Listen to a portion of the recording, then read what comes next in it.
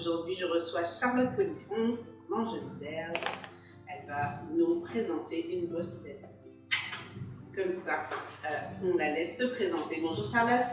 Bonjour tout le monde, écoutez, je m'appelle Charlotte, alias mangeuse d'herbe. Sur Insta, je tiens un compte engagé et aussi de food où je propose des recettes et aussi des concepts sur notamment les animaux et aussi l'antispécisme. Donc pour revoir un petit peu la place de l'homme et de l'animal dans toute cette structure très particulière. Donc je propose aussi surtout des recettes pour pouvoir changer votre alimentation et profondément sur le long terme. Super. Donc on va commencer par un curry, c'est ça? Oui, on va faire un curry de pois cassés. Un curry qui s'apparente beaucoup au colombo parce que c'est un curry spécial sans fenugrec. Pour les allergiques aux arachides, Oui. le fenugrec peut faire partie des allergènes. Donc, c'est un mélange assez similaire au colombo. Il y a peut-être un peu plus de curcuma que d'habitude.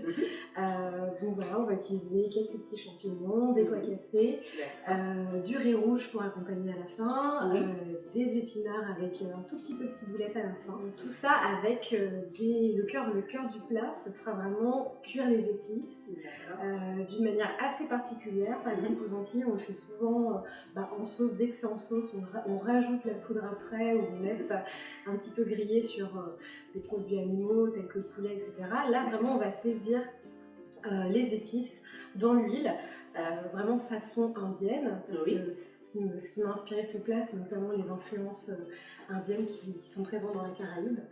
Et donc, ce sera l'occasion de voir à quel point, justement, avec ces méthodes de cuisson, on libère les saveurs de certaines épices et graines. Voilà, et ça va donner tout plein de goût et un aspect très particulier. Hâte de goûter en tout cas. Donc on y va tranquillement, puis en même temps, je te poserai quelques questions pour en savoir plus sur ton activité. Afro-vegan, on dit? Oui, tout à fait. Afro-vegan. Afro-vegan, c'est une recette spéciale. Alors, donc là, j'ai déjà découpé mes petits oignons. Oui. Donc ici, vous verrez, c'est du bois d'Inde qu'on ajoute pendant la cuisson. C'est un type de laurier. Voilà, c'est ça. Voilà. Un petit peu de piment végétarien, la base en cuisine anglaise, pour parfumer. Et donc là, on va s'occuper de l'ail. Et on va surtout faire chauffer l'huile en même temps. D'accord.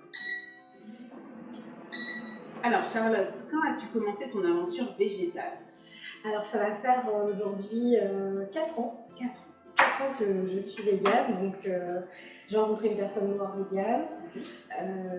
Elle était afroféministe comme moi et en fait on a très vite accroché, surtout elle m'a parlé très vite de son alimentation. J'ai trouvé que sur le coup que c'était assez radical, mais ça m'a donné envie de faire des recherches. Et une fois que j'ai compris les ressorts, que ce soit le fait que les rapports entre la consommation carnée, donc là je vous écrase juste l'ail pour vous montrer. Oui, bien sûr, parce que cet écrasage, ce type-là, c'est pas. Oui, c'est trop bien, donc ça permet d'écraser l'ail et en plus d'en perdre le moins possible parce que dans les autres. Oui, on en a toujours au fond. Oui, et puis souvent c'est encore plus lisse, donc ça c'est vraiment cool. Donc c'est bien, on peut mettre tout son poids et puis après c'est encore plus simple. Voilà. Donc j'ai commencé mon aventure végétale par rapport à cette rencontre. Après avoir passé une nuit que j'appelle la nuit de l'horreur, où j'ai vraiment visionné, que ce soit des documentaires, que ce soit sur l'Afrique et le rapport avec notre consommation de produits qui étaient envoyés de manière avariée, etc. Ou encore l'alimentation et la santé. En une nuit, ça m'a fait un gros déclic et donc je suis passée végane et depuis je continue et je suis encore en vie. Voilà. Oui, non, on ne dira pas que l'alimentation végane est très bonne de toute façon, elle est très saine. Ouais. Donc là, vous allez ajouter à peu près 2 cuillères à soupe d'huile et vous allez ajouter un oignon coupé finement avec justement vos tailles écrasées. Ensuite, ici, j'ai des racines, donc du gingembre frais et du curcuma. Donc, moi, je le coupe comme ça. C'est facile d'en trouver du curcuma frais. Maintenant c'est super simple. On a vraiment dans tous les magasins bio.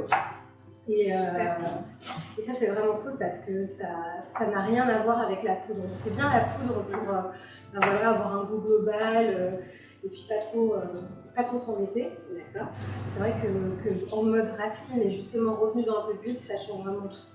Donc pour ça, je vais utiliser quand même mon mortier parce qu'en fait, ça libère vraiment les saveurs de marteler le tout, d'écraser. Voilà. Donc je mets tout dedans. Il y aura toujours cette couleur. Oui, et puis ça colore énormément. Voilà. Donc là, hop, on l'a bien écrasé. On rappelle la recette, hein, c'est un curry de pois cassés. De pois cassés. Voilà, j'ajoute ça tout de suite dans l'huile. Oui. Mettez le feu pas trop fort. Pour justement garder un petit peu d'huile pour justement faire revenir. Là, on va mettre quelques graines de moutarde noire. Donc, on va les mettre juste comme ça. Pareil, au contact de l'huile, elles vont libérer toute leur puissance. Voilà. Un petit peu de coriandre en graines. Moi, je ne suis pas une grande adepte de la coriandre en feuilles, mais en graines, ça marche très très bien. C'est un peu du naturel. Voilà, et ensuite un petit peu de graines de cumin. Vous pouvez les moudre, mais moi j'aime bien aussi les garder entières et puis voilà, pareil, les faire rissoler tranquillement. Voilà, donc là vous laissez un peu saisir. On va attendre 1 ou 2 minutes que ça se saisisse correctement et ensuite on va ajouter justement notre mélange curry qui sera juste ici. Donc voilà. Donc, oui, on va répondre à la question et donc on parlait de ton aventure végétale. Oui. Donc tu as entrepris après avoir regardé quelques documentaires qui t'ont un peu choqué. Oui, tout à fait. Et puis aussi des informations, surtout sur la santé, parce que étant antillaise, déjà je suis très sensible à tout ce qui est la déconstruction par rapport à l'empoisonnement, les questions chlordécone. On sait que on est très peu informé et que souvent on pâtit justement de ce manque d'information. Le fait que je constate que dans ma famille il y a énormément de problèmes au niveau des os, d'ostéoporose, d'endométriose, c'était vraiment pas anodin une fois que j'ai compris toutes ces problématiques de santé. D'accord. Et voilà, donc ça m'a permis de sensibiliser aussi ma famille, d'imposer au moins un Noël vegan par an. Ah ouais. Voilà. Ah génial. C'est sûr que c'est moi qui me tape le boulot. Mais vraiment, voilà, de montrer que c'est possible de vivre autrement et puis aussi de développer un cercle de compassion autour de l'animal. C'est des choses qui me tiennent beaucoup à cœur. Donc c'était une décision plutôt radicale. Complètement, oui. Radicale, oui. Parce que c'est vrai qu'on y songe. Enfin, pour ma part, j'y songe. Je rajoute le petit. Quelques questions aussi sur le Noël vegan. Oui, le Noël vegan, ça se passe comment? Ça se passe extrêmement bien à partir du moment où en vérité on dit que oui, les personnes antillaises sont très pointilleuses. C'est vrai, j'ai dû recommencer bon nombre de fois, ce qui fait que ça me permet d'avoir une cuisine à la hauteur des papilles omnivores, on va dire. Oui. Mais par contre, c'est vrai que en fait, c'est très simple en fait. En fait, il suffit juste d'avoir exactement le même nombre de plats, absolument tout ce que l'on veut, on peut le végétaliser. Donc, par exemple, moi souvent je vais faire des jambons de Noël vegan, je vais faire par exemple des boudins aussi, des boudins antillais, sans sang, mais avec la même couleur, la même consistance. Et pour le coup, à partir du moment où les personnes à table, ils y trouvent leur compte, c'est ça en fait. Ils retrouvent leurs traditions et leurs habitudes et surtout leur goût. Il n'y a pas de souci pour que ça se passe mal, quoi. J'essaie d'imaginer en fait le jambon de Noël vegan. Alors, de quoi est-il composé? Alors, moi je le compose donc de farine de sétane. D'accord. Donc, c'est en fait du blé dont l'amidon a été extrait. Et en fait, on n'a vraiment que la partie qui va donner beaucoup d'élasticité. Donc c'est à base de blé. Après on peut faire des mélanges avec un peu de farine de châtaigne, etc. Moi je le garde assez simple et je rajoute un peu de tofu et là bien sûr on va râper du piment végétarien, mettre du 4 épices, exactement ce qu'il y a dans le véritable jambon de Noël. Ce qui m'intéresse surtout c'est vraiment de voir également La cuisine antillaise, c'est vraiment les végétaux qui donnent leur goût, puisque c'est extrêmement simple de les reproduire. Oui. Puisque, nombre de fois où justement j'ai eu des personnes de la famille qui me disaient mais c'est exactement pareil. C'est notamment parce que c'est une cuisine qui repose sur justement tous ces ensembles de saveurs. D'accord. Et bien au contraire, la viande n'est que accessoire et on pourrait justement vraiment s'en passer. J'y songe beaucoup. Je voudrais te poser quelques questions qui m'intriguent un peu. Est-ce que c'est, pour toi, c'est le véganisme, afro-véganisme, voilà, le mot qu'on veut donner. Est-ce que pour toi, c'est comme une mouvance, tu penses, ou c'est vraiment un lifestyle? Alors, je dirais même au-delà d'un lifestyle, parce que là, ça dépend de quoi on parle. C'est-à-dire que si on parle de végétalisme, là, il suffit juste en fait de consommer, de ne pas d'éviter de consommer, de ne pas consommer de produits animaux et ses dérivés, donc pas de poisson, pas de lait, pas d'œufs, etc. Dans l'afro-véganisme, on est quand même sur un véritable mode de pensée, une lutte aussi qui s'appuie sur un refus de la violence dans l'assiette. Les êtres humains font partie de cette nature et font partie de ça, l'animal. Même si ça me picotait. Oui, c'est vrai, et c'est une réalité.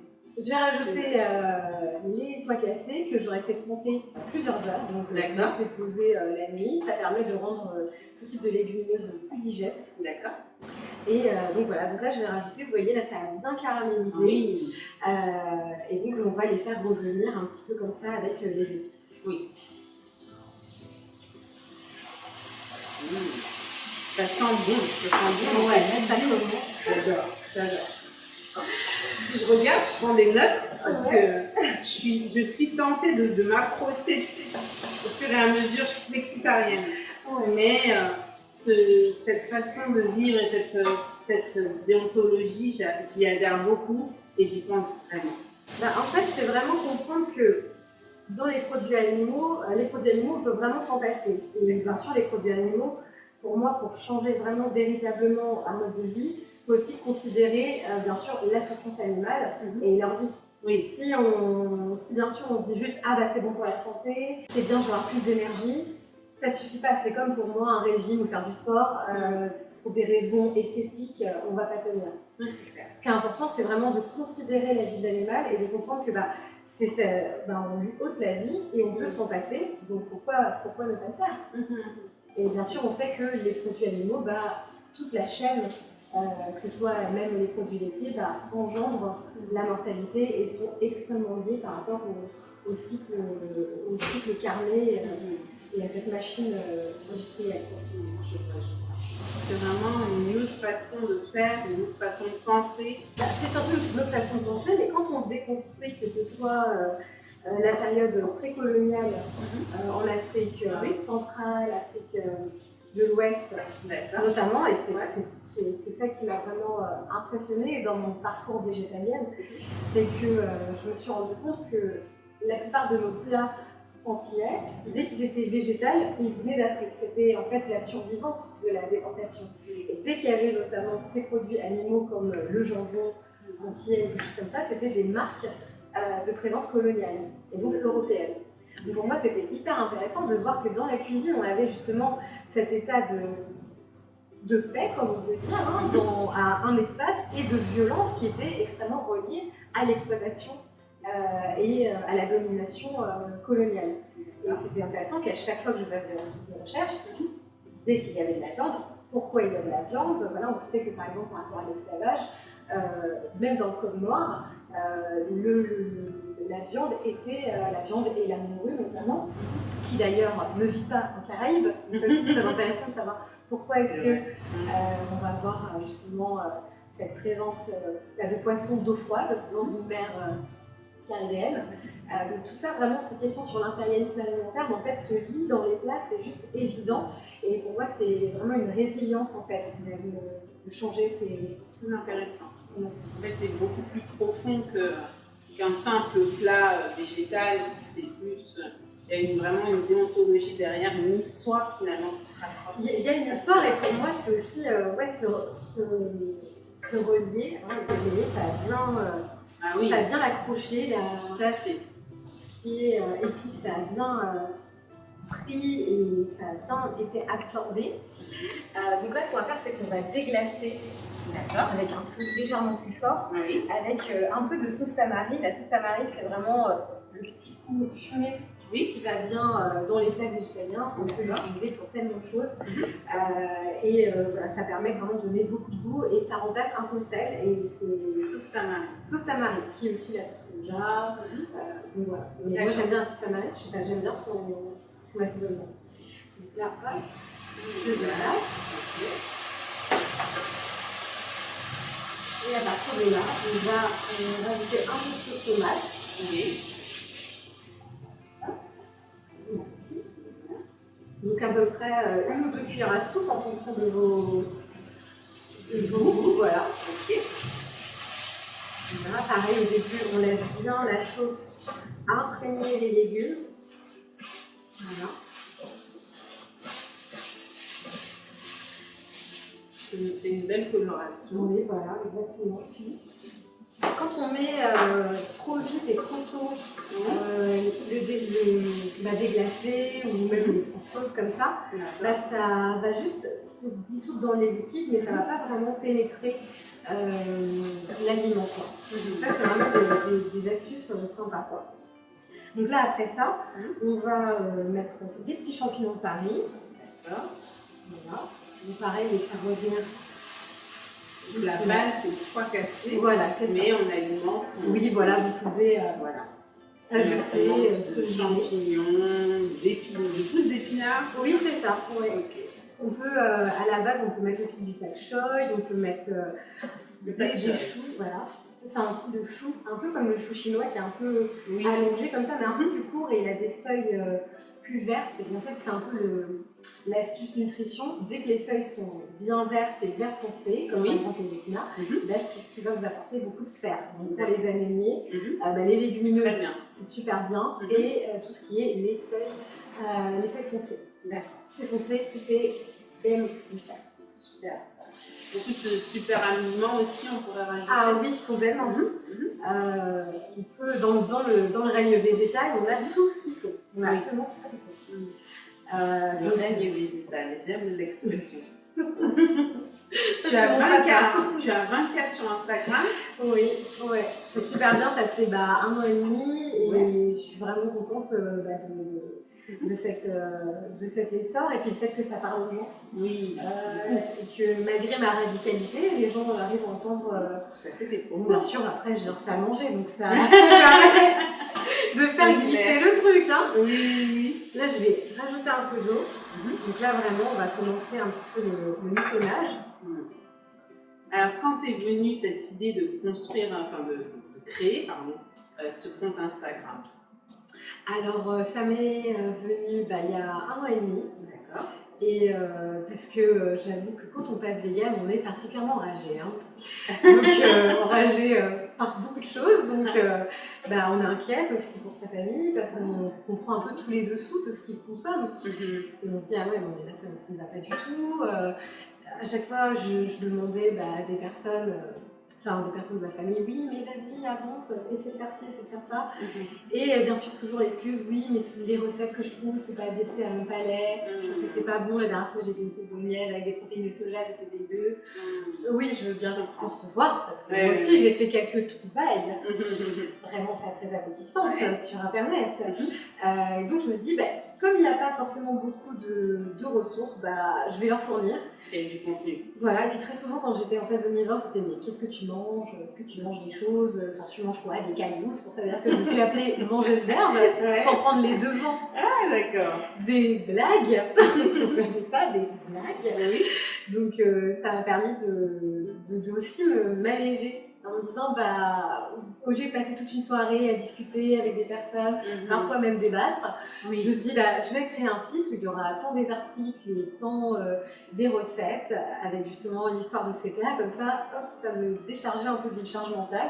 Et tout était là, voilà, tout est là, tac, tac, mangeusederbe.com, et voilà, je m'en lavais les mains.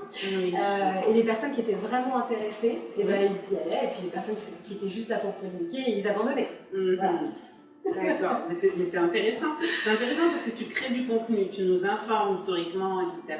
Et en même temps, tu nous apportes un plus de la jovialité avec ta danse, oui. tu danses, je vois. Oui, j'essaie d'attirer l'attention et puis aussi de montrer un regard du véganisme, un peu moins. Non, je ne vais pas danser. On verra peut-être à la fin. Ok. Donc, montrer un peu un visage du véganisme ou même de l'écologie qui n'est pas ennuyant, qui n'est pas forcément hyper sérieux. On a le droit de vivre, on a le droit de s'amuser. On n'est pas obligé, même si les nouvelles sont catastrophiques, d'être complètement dans le bad. Tout à fait. Donc, voilà. Et est-ce que ça t'a ouvert des opportunités, j'imagine, de nouvelles opportunités, de nouvelles directions où aller, ce compte, cette façon de vivre? Bah, pour le coup, mon métier, je suis styliste modéliste. D'accord. Alors là, je vais juste rajouter le petit bilan végétarien qui sent très très bon. Voilà. Et on va aussi ajouter dans le mitonnage le bois d'Inde. Oui. Qui vient de chez moi, aux Antilles, en Guadeloupe. Et en fait, j'ai mon oncle qui en cultive 3 sortes différentes. Ça sent super. Donc c'est vraiment un enfin, le laurier, ça fera l'affaire. Mais c'est vrai que le bois d'Inde, il y a plusieurs variétés. Il y en a qui ont même des aspects un peu menthe poivré en arrière odeur, si je peux dire. Et c'est vraiment très intéressant. Voilà, pour moi, je ne vois pas ma vie sans bois d'Inde. Ni piment végétarien d'ailleurs. Voilà. C'est la base. Ça, pour le coup, pour me le faire enlever, ce sera pas possible. Donc voilà.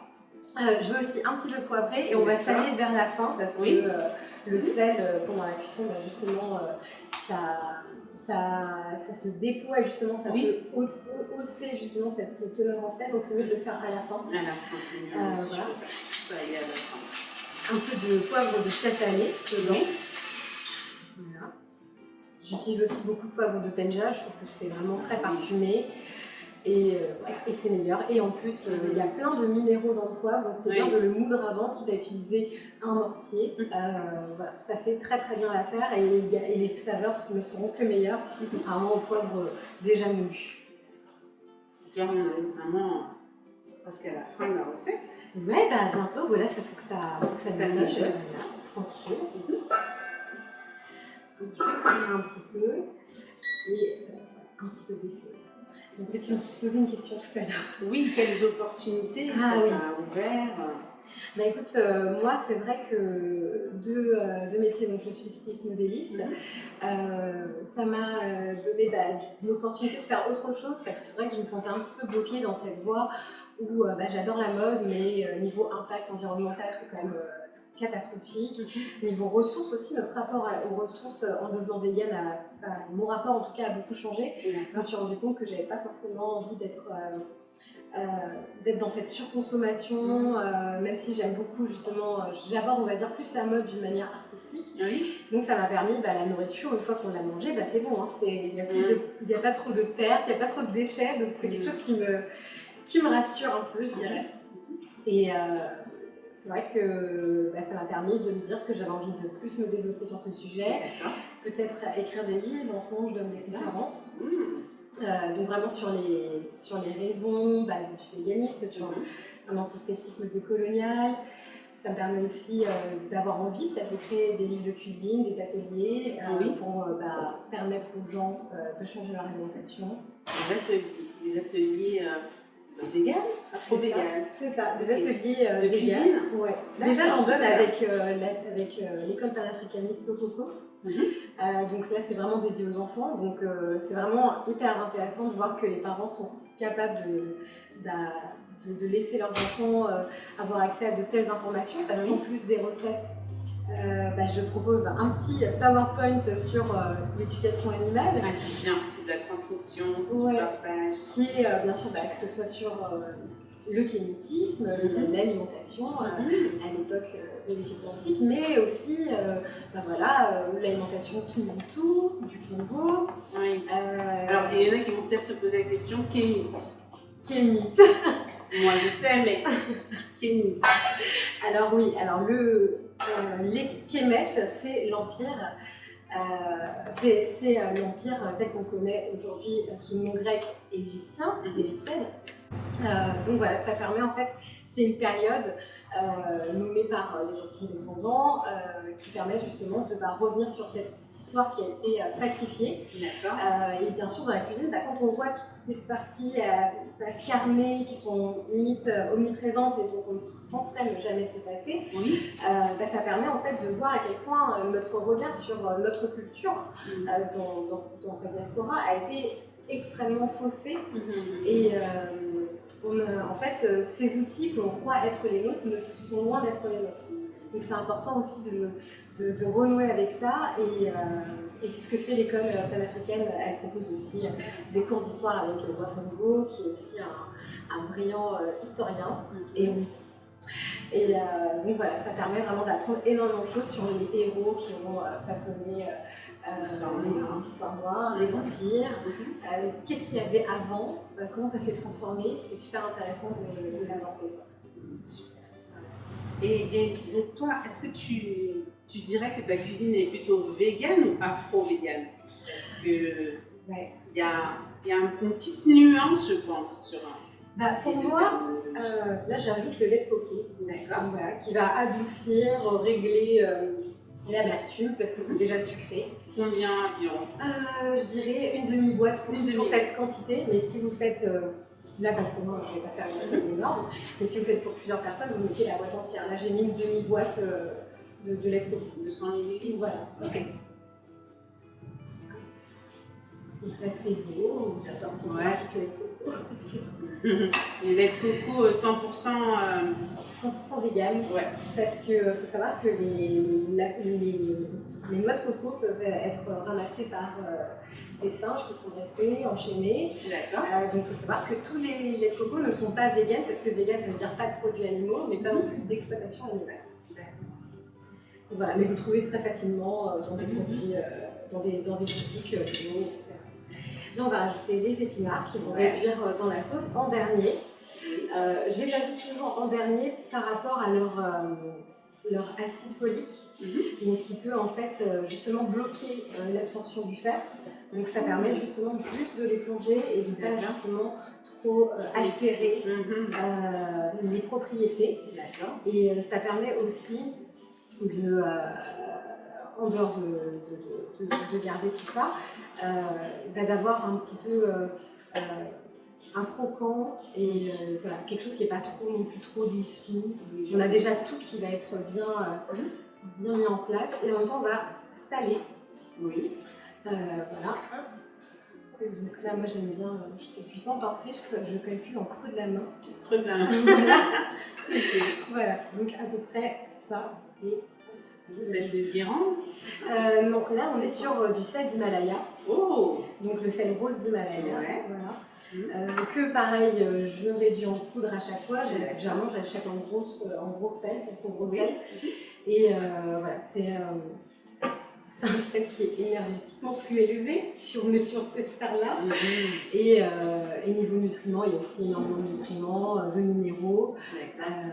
Et en plus, comme c'est au niveau de l'Himalaya, au niveau des montagnes, on va voir moins les problématiques de pollution qui s'associent à la mer, parce que bien sûr, qui dit sel de mer, dit certaines pollutions problématiques. Donc j'aime bien utiliser ce sel, je le trouve assez doux, il ne sèle pas trop fort, et c'est une bonne alternative pour ceux justement qui ont par exemple la rétention d'eau, des problèmes circulatoires. Faites attention au sel. Chez les Antillais, le sel, on a un peu la main lourde. Donc voilà, où est le sel toutes les 2 secondes. Voilà, essayez de diminuer petit à petit et de justement préférer des saveurs un peu plus complexes pour ça. Donc voilà, je pense que là on arrive à la fin. En tout cas, donc je vais peut-être ranger un petit peu ça. Donc on va passer bientôt au dressage. C'est ça.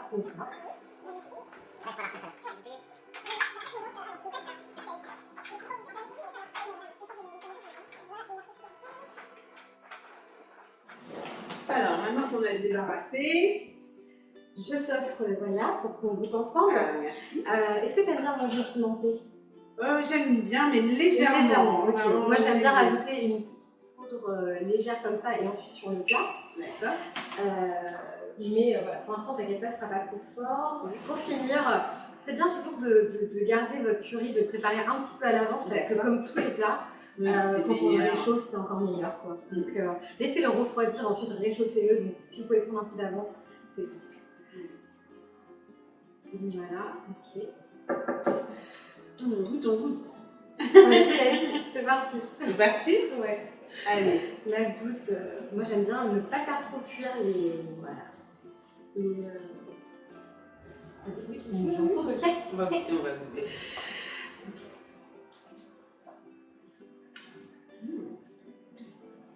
On garde un peu croquant. Il y a le croquant des pois. La subtilité. Il y a le bois d'Inde qui est vraiment parfumé, beaucoup. Ouais. Piment végétarien qu'on retrouve. Et le lait de coco ne prend pas le dessus, donc c'est vraiment équilibré. Voilà, ça n'est pas trop sucré. Tout à fait. Et parfait.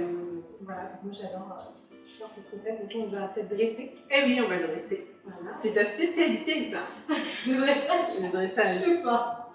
Je vois tes photos en tout cas. Allez sur le compte de Mangeuse d'herbe sans apostrophe. Oui, c'est ça. Avec underscore entre Mangeuse d'herbe. On va vous noter tout ça dans la barre d'infos.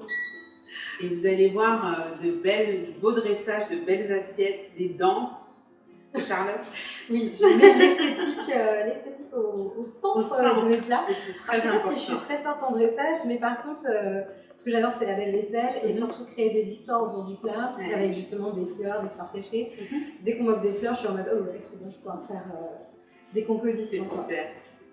Alors, c'est parti. Donc voilà, vous pouvez le faire avec. Oui, on veut la danse, Charlotte, on veut la danse. C'est parti. Je sais le pas en mettre partout. Okay. On va demander en régie une petite, un petit mouchoir pour. Ce serait parfait. Pour Parce que la danse, ça fait voler absolument tout. Merci, je vais juste en prendre une ou deux. Merci beaucoup. Merci. Très joli. Avec ce bleu. Ouais, j'adore cette assiette. Ah, moi, j'adore. Tellement magnifique. J'adore. En plus, le bleu, c'est ma couleur préférée. Ah bah oui, voilà. On a tout bon. Je suis servie. Donc là, on rajoute du riz. oui, on peut rajouter un petit peu de riz. D'accord. Moi, j'adore le riz rouge parce que faut savoir que justement le riz blanc, aujourd'hui, il n'est pas très nutritif, hein, même si on l'adore. On comprend qu'on l'adore, mais il n'est pas hyper nutritif. Donc là, vraiment, ça permet de faire le plein de fibres. D'accord. Ça permet vraiment d'avoir plein de minéraux aussi. Oui. Donc vraiment pensez à prendre du riz complet, du riz rouge, à la rigueur, ou alors d'autres céréales. Du riz cru. Ah oui, pardon. Bien sûr, j'ai fait cuire un petit peu avant pour gagner du temps. Oui. Ça marche très bien les plats en sauce avec notamment les riz qui sont déjà cuits depuis quelques temps. Oui. Donc pour préparer des repas à l'avance, si vous êtes maman, si vous avez un emploi du temps chargé, c'est très bien parce que justement la sauce ça va réhydrater le riz et donc c'est très pratique. Voilà. Mais vous pouvez utiliser du riz, mais aussi d'autres céréales, du folio. J'ai déjà testé avec du chikwangé. Ouais. Trop bien. Et donc c'est super bon et vraiment je vous le conseille. Donc là ce que j'aime bien faire c'est ajouter légèrement du piment. C'est très joli. Visuellement c'est très très joli. Je ne sais pas si on aura l'occasion de zoomer. Voilà, et puis quelques feuilles de ciboulette pour après. Magnifique. Voilà. Merci Charlotte. Donc là on a le curry de pois cassés de Miss Charlotte. Mangeuse d'herbe. Voilà, c'est très magnifique et nous on va vous laisser, on va goûter. Merci pour toutes ces instructions, toutes ces informations sur l'afro-véganisme, très intéressant. Et si on veut la suite, on va sur ton compte ou sur ta page YouTube. Voilà, oui, j'ai aussi une chaîne YouTube, c'est vrai, avec quelques recettes filmées. Mais oui, je suis très présente si vous avez des questions pour passer vegan, sur votre alimentation, vos carences aussi.